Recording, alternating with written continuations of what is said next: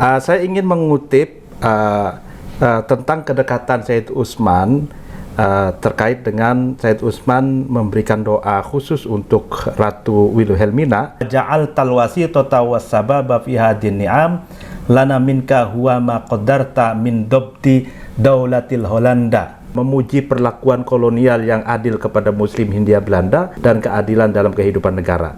Sayyid Utsman membacakan doa untuk sang ratu ini di Masjid Pekojan. Setelah sholat Jumat, doa ini mengundang reaksi keras dari beberapa faksi komunitas Muslim. Pada satu sisi membuat Sayyid Utsman memperoleh hadiah dari Belanda sebagai anggota rezim penguasa Belanda atau disebut Orde on the Nederland Lion, tetapi pada sisi lain membuatnya kehilangan wibawa di tengah-tengah Muslim Hindia Belanda. Assalamualaikum warahmatullahi wabarakatuh. Waalaikumsalam warahmatullahi wabarakatuh. Pemirsa pada Suat TV, saya sekarang ingin berbincang-bincang dengan intelektual muda NU, yaitu Ustadz Mukti Ali Kushairi, LCMA. Beliau lulusan Al-Azhar dan juga S2-nya di UIN Syarif Hidayatullah ya tadi Jakarta, ya betul. Dan juga ketua Basul Masail PWNU DKI Jakarta ya. Betul. Ini. Tad begini Tad. Siap. Kemarin kita podcast tentang Habib Utsman. Betul. Nah, kemudian Anda ingin melakukan klarifikasi. Nah, klarifikasi apa nih? Ya, terima kasih Pak Yusuf. Assalamualaikum warahmatullahi wabarakatuh. Waalaikumsalam warahmatullahi wabarakatuh. Para pemirsa pada Suka TV, semoga selalu suka pada Suka TV. Ya. Saya ingin klarifikasi tentang podcast kita yang pertama, yang judulnya itu kalau tidak salah Habib Utsman dituding antek Belanda atau sekutu Belanda, ketua LBM PWNU DKI Jakarta, maksudnya saya membela gitu ya. Lalu kemudian komentarnya itu ratusan yang apa namanya luar biasa kontroversi. Iya. Nah, mungkin di kalangan pemirsa itu menganggap bahwa saya itu membela Habib Utsman sebagai sekutu Belanda. Gitu. Iya. Nah, ini kesalahpahaman. Saya ini terus terang, kalau kalian mau bedah dada saya, wah, mengerikan ini. Mengerikan. Di dalam dada saya ini tersimpan sangat kuat pembelaan terhadap perjuangan para ulama pribumi, ajengan, mursyid torekot yang melawan Belanda, mengusir Belanda agar Indonesia menjadi negara yang merdeka dan berdaulat. Iya. Gitu. Jadi saya pembelaan dalam judul itu adalah membela fakta, Pak Yusuf. Iya. Fakta bahwa memang Senugroho di dalam karyanya itu menyebutkan bahwa Sayyid Utsman itu adalah pembantunya, asistennya, lalu kemudian Mufti Batavia yang juga itu diangkat oleh Ratu Wilhelmina Hindia Belanda. Itu, dan itu fakta gitu yang kita afirmasi gitu. Betul. Nah, akan tapi fakta juga bahwa Sayyid Utsman itu memiliki banyak karya, Pak Yusuf. Iya. Gitu kan ya. Nah, memang ada beberapa karyanya yang tidak setuju terhadap gerakan para ulama yang di Cilegon, kemudian di Bekasi. Iya. Dan yang menggerakkan ini perlawanan rakyat, perlawanan terhadap Belanda ini adalah mursyid torekot. Nah, di dalam karyanya Sayyid Utsman ini itu Sayyid Utsman mengatakan bahwa torekot yang dianut oleh para pemberontak lah, kalau bahasa kolonialnya. Kalau menurut kita para pejuang, para pejuang ini torekotnya adalah tidak sah, batil. Konsep jihadnya yang digaungkan, digelorakan oleh mereka itu hurur, sia-sia dan tidak memenuhi syarat sebagai jihad fisabilillah, perang agama. Nah, itu ada beberapa karyanya gitu. Di antaranya itu Minhajul Istiqomah Fiddin Bisalamah itu. Dan ada karyanya yang satunya lagi gitu. Ini ada ditumpukan sini ya. Nah, itu tapi sebagian karya yang lain gitu. Ini kan kita membela fakta gitu Pak. Itu ada karya-karya yang bermanfaat, yang itu tidak ada kaitannya sama politik, tidak ada kaitannya dengan kolonial. Contohnya ilmu tajwid. Ilmu tajwid apa ada kaitannya dengan kolonial? Kan enggak ada. Qiraat. Lalu kemudian rukun Falak ya. Falak, falak itu astronomi, rukun iman, rukun Islam. Lalu kemudian soal bagaimana cara umroh, haji, tawaf, sa'i gitu. Yang Said Usman menulis tentang ibadah ya, cara-cara beribadah, rukun Islam itu tidak ada kaitannya dengan kolonial, tidak ada kaitannya dengan politik, dan itu menurut saya itu fakta juga gitu. Yang kita juga perlu objektif saja gitu Pak Yusuf, bahwa ada memang karyanya yang itu kalau tanda kutip bahasa sekarangnya pesanan penguasa gitu lah ya. Ada karya yang memang itu murni untuk edukasi, seperti itu. Nah, tetapi kalau kita melihat ya sejauh mana gitu hubungan Said Usman dengan Belanda ini sangat mendalam Pak Yusuf. Sangat mendalam. Sangat mendalam. Nah, ini kita buktikan. Bagaimana ini? Nah, coba ya. Ini di dalam ini bukan pembelaan juga kan? Bukan pembelaan, ini menyodorkan fakta, pembuktian Pak Yusuf. Di dalam ini Pak Yusuf, ini kumpulan karangan Senok Hurgronya yang keberapa nih? Ya, yang keempat. Yang keempat. Nah, di sini dijelaskan bahwa Said Usman itu saking dekatnya dengan Wilhelmina, dengan Sunok Hurgronya, dan pemerintahan lah, dengan Wilhelmina yang nggak mungkin lah jauh gitu. Nggak mungkin ya. Dengan pemerintahan kolonial Belanda, terutama dengan Senok. Terutama Senok, dia sampai membuat doa, doa untuk Wilhelmina, lalu kemudian doa untuk kesejahteraan kolonial Belanda gitu. Dan itu teksnya itu ya saya bacakan ya biar ini ada betul, fakta di halaman 178 pada tahun 1898 ya kan, pada permulaan pemerintah ratu kami Ratu Wilhelmina muncul tukar pikiran ya kan, tetapi terutama dibatasi pada lingkungan Arab murni, maksudnya kalangan keturunan Arab lah ya, yang ada di Nusantara, di antara Said Usman.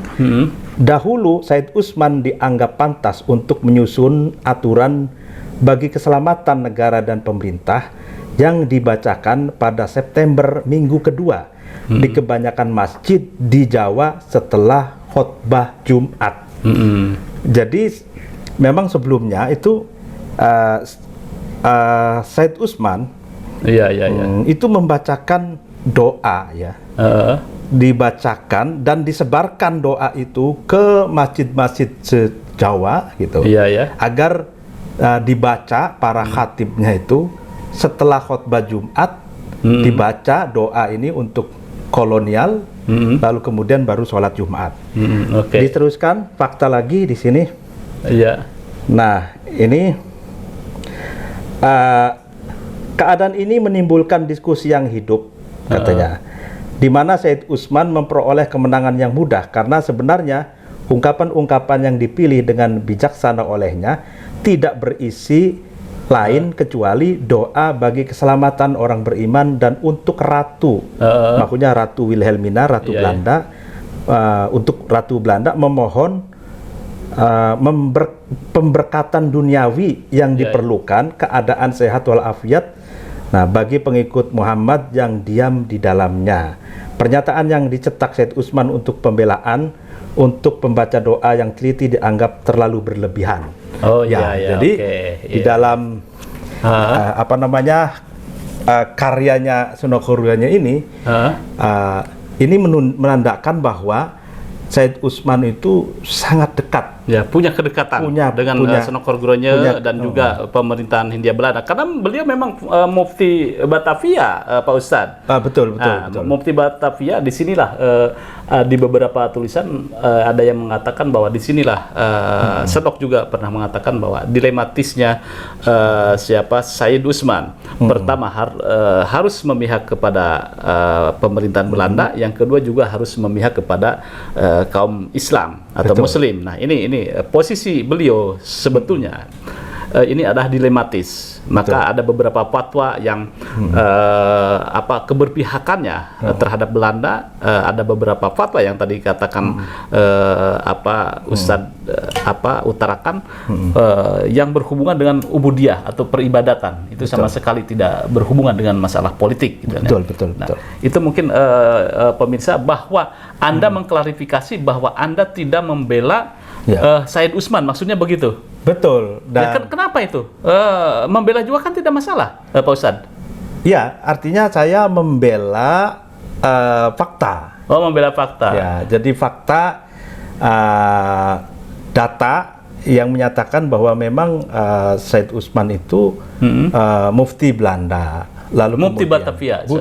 Yang diangkat oleh Belanda. Lalu kemudian punya kedekatan.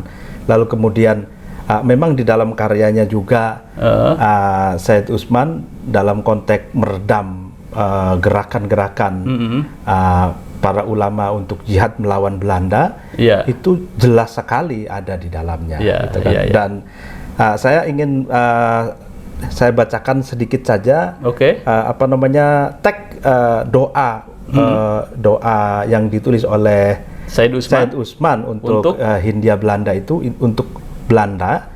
Tapi ini lumayan panjang, tapi saya singkat saja ya. Saya singkat. Allahumma ya latifal lutafa wa ya kanzad du'afa wa ya malikal ardi was sama anta ta'lamu ma dhahara minna wa ma khafa. Ya Allah yang maha lembut dari semua yang lembut, dan gudangnya, kanjun itu gudangnya du'afa, pihak-pihak atau orang-orang yang lemah, dan malikal ard, penguasa bumi dan langit, engkau maha tahu apa yang tampak dari kami dan apa yang tersembunyi. Lalu saya akan menyingkat saja ya di alinea berikutnya, karena ini panjang banget. Wa ja'al talwasi tatawas sababa fi hadin ni'am lana minka huwa ma qadarta min dobti daulatil Holanda al bilad bil aman wal insaf ma'a mura'atiha mimma ra'athu min amri dinina kanasbi qadatina wa ijra'i arzaqihim wa islahi masajidina wa adami ta'arrud bi syai'in min umur dininya wa anta a'lamu bidzalika minna. Nah, jadi di sini engkau jadikan wasitoh, penghubung, media dan penyebab terjadinya kenikmatan yang kami dapatkan dari engkau sesuai dengan kadar yang engkau berikan. Ini wasitoh ini wasilah kenikmatan yang engkau berikan kepada kami itu siapa? Daulatul Holanda, al-bilad bil Holanda. Nah, itu jadi daulah itu dari daulah Belanda. Pemerintahan Belanda. Jadi pemerintahan Belanda. Jadi di dalam doa ini Jadi kenikmatan-kenikmatan yang didapatkan itu, yang Allah berikan itu, wasilahnya adalah dari pemerintahan Belanda. Pemerintah Belanda Iya, iya. yang memberikan rasa aman, lalu kemudian kami bisa Iya, iya. melaksanakan agama kami, lalu rezeki kami juga mengalir, masjid-masjid kami juga direnovasi, diperbaiki gitu. Iya, iya. Nah, wa ijro'i arzaqihim ini artinya rezekinya mengalir. Oke, iya, iya. Nah, iya. ini pertanyaannya, apakah di zaman kolonial itu ekonomi pribumi itu mengalir? Di rakyat. Di rakyat itu sejahtera apa tidak? Apakah sejahtera apa tidak? Atau pejabatnya yang sejahtera? Nah, apakah iya, iya. ini ekspresi dari orang yang mendapatkan gaji dari Belanda, jadi doanya wa ijro'i arzaqihim, gitu, iya, iya, tidak melihat realitas di masyarakat yang ekonominya sulit, gitu. Iya, iya. Nah, ini jadi itu jelas sekali bila di Holanda. Oke, artinya singkat saja Tad, bahwa memang doa itu dipanjatkan oleh Said Usman dan dicetak buku kemudian disebarkan untuk mendoakan pemerintahan Belanda. Pemerintahan Belanda termasuk terhadap ratunya itu kan ya. Iya, betul. Nah, ya sebetulnya kalau doa mendoakan siapapun boleh kan Tad? Iya. Boleh Iya. kan? Iyalah, kalau mendoakan ke siapapun boleh. Boleh. Gitu. Tapi kalau di dalam setelah khutbah Jum'ah itu bagaimana nih? Nah, itu ini kan kalau di dalam penjelasan Senok Hurronya, Iya. dan bahkan di penjelasan di bukunya Pak Jajat Burhanuddin, Iya, Ulama dan Kekuasaan ini, itu problemnya adalah dua. Yang pertama, ini disebar. Nah, ya kan, disebar, dan para khotib-khotib itu Untuk membacakan itu ada sedikit, berarti kan ada pemaksaan gitu kan.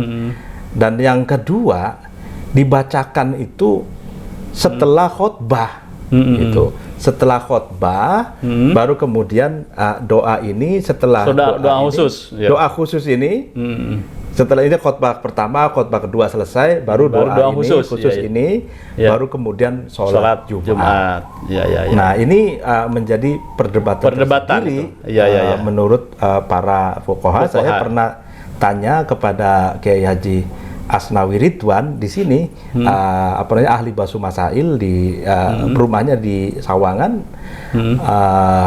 Pondok Pesantren Fasihuddin di sini Sawangannya Pasir Putih. Iya, ya. Ahli basu masail, alumni Lirboyo, Durian Lirboyo juga. Beliau itu mengatakan, menantu Durian Lirboyo, beliau mengatakan kalau setelah khotbah itu tidak boleh diselangi dengan aktivitas lain. Dengan aktivitas lain setelah itu baru Jumatan. Artinya antara sholat Jumat dengan khotbah itu tidak boleh ada jeda yang lain. Aktivitas yang lain. Nah, itu kan masih dalam rangkaian doa. Nah, kan khotbah kedua doa, itu kan kemudian dilanjutkan doa. Kan tidak masalah kan sebetulnya? Ya, kalau menurut Kiai Asnawi, kalau memang prakteknya itu sudah selesai, walhamdulillahirabbil alamin gitu ya, sudah selesai. Iya. Ya kan, baru kemudian aktivitas ini berarti kan ini aktivitas sendiri. Oh ya, atau mungkin kita harus dikonfirmasi juga. Setelah khutbah pertama, kemudian khutbah kedua doa, dilanjutkan dengan doa itu atau menjadi khutbah kedua. Nah, itu kan tidak jadi masalah sebetulnya, Tad. Ya, kalau memang doanya baik, doanya baik, itu nggak masalah. Tapi pada masa itu, pada masa itu para ulama menentang doa ini, dan tidak mau mengikuti agar membacakan doa ini, karena ini menurut para ulama pada waktu itu itu memanjatkan doa untuk orang kafir gitu ya. Kafirnya ini kafir harbi. Jadi non muslim yang memerangi, yang menjajah. Itu. Kalau kalau orang kafir dhimmi tidak menjajah, yang tidak menjajah itu bisa ditolerir, boleh gitu. Nah, tapi ini kan menjajah, sama saja itu orang menjajah atau mendoakan musuh gitu. Sehingga kalau menurut Sendok Hurgonya sendiri bilang, bahkan di bukunya Pak Jajat Burhanuddin juga, pada waktu itu wibawa turun Said Utsman itu. Setelah ada fatwa ini, gitu setelah ada menyebarkan doa ini. Saya ingin mengutip tentang kedekatan Said Utsman terkait dengan Said Utsman memberikan doa khusus untuk Ratu Wilhelmina, ya kan, ucapan kenaikan Sang Ratu ke singgasana tahun 31 Agustus 1889. Saya kutipkan di buku Jajat Burhanuddin, Ulama dan Kekuasaan, di mana Pak Jajat Burhanuddin itu mengutip dari NGG Kapitein yang berjudul The Sayyid and Queen, Said Utsman on Queen Wilhelmina. Di sini dijelaskan, doa untuk Ratu Wilhelmina memuji perlakuan kolonial yang adil kepada Muslim Hindia Belanda karena memperbolehkan melaksanakan kewajiban-kewajiban agama mereka dan menjaga keamanan dan keadilan dalam kehidupan negara. Said Utsman membacakan doa untuk Sang Ratu ini di Masjid Pekojan, kota kelahirannya. Pekojan itu Jakarta. Ya. Setelah sholat Jumat pada 2 September 1898. Dia juga membagikan salinan doa tersebut untuk dibaca dalam sholat Jumat di seluruh Jawa dan Madura. Doa ini mengundang reaksi keras dari beberapa faksi komunitas Muslim dan Arab, baik di Hindia Belanda maupun Singapura. Dengan demikian, doa ini pada satu sisi membuat Said Utsman memperoleh hadiah dari Belanda sebagai anggota rezim penguasa Belanda atau disebut Orde on the Nederland Lion, tetapi pada sisi lain membuatnya kehilangan wibawa di tengah-tengah Muslim Hindia Belanda. Artinya Sendok Hurgonya mengatakan bahwa musuh-musuhnya siapa? Said Utsman. Itu mengatakan itu sudah berlebihan. Artinya kok sampai mendoakan di dalam khutbah. Iya, itu sudah berlebihan menurut ulama pada waktu itu gitu. Nah, memang kalau memang gini ya, suasana batin pada waktu itu dengan sekarang mungkin berbeda ya. Tapi kalau kita dudukkan dalam konteks Muslim dengan non-Muslim, itu kan ada dua itu, Muslim yang memerangi non-Muslim yang memerangi Muslim, itu namanya harbi dan ini musuh. Ada non-Muslim yang berdamai dengan Muslim, yang ini namanya dimi dan ini teman dan sahabat. Dalam konteks itulah para ulama pada waktu itu resisten dan menganggap itu berlebihan karena sama saja mendoakan musuh. Yang namanya penjajah ya musuh lah. Yang namanya penjajah musuh. Gitu. Tetapi pemirsa, memang banyak yang menafsirkan apa konteksnya Habib Utsman ketika itu menjadi mufti Batavia adalah untuk penyebaran Islam, agar Islam bisa tersebar dengan tenang, gitu kan ya. Atau mungkin ijtihad politik beliau. Nah, ijtihad politik beliau lebih memilih akomodatif terhadap penjajah dibanding mengangkat senjata dan melakukan perlawanan.